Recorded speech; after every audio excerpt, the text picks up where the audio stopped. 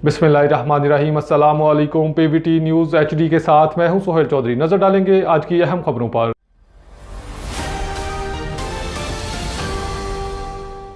CEO Pvt news की report के मुताबिक लाहौर में बसंत की तैयारियों के हवाले से बड़ी पेशरफ्त सामने आ गई। पंजाब काबीना ने लाहौर समेत मजीद 4 अजला में पतंगबाजी के सामान की तैयारी को मशरूत इजाज़त दे दी। हुकूमत पंजाब ने Punjab regulation of kite flying act 2025 के तहत मंजूरी जारी कर दी। फैसलाबाद, कसूर, शेखुपुरा और मुल्तान में काबिल इजाज़त पतंग साजी मवाद बनाने की इजाज़त होगी। इन अजला में तमाम मैनुफैक्चरर्स मुतलका डिप्टी कमिश्नर्स के साथ रजिस्टर्ड होंगे, जबकि हुकूमत पंजाब के ई-बिज़ पोर्टल के जरिए ऑनलाइन रजिस्ट्रेशन लाजमी करार दी गई है।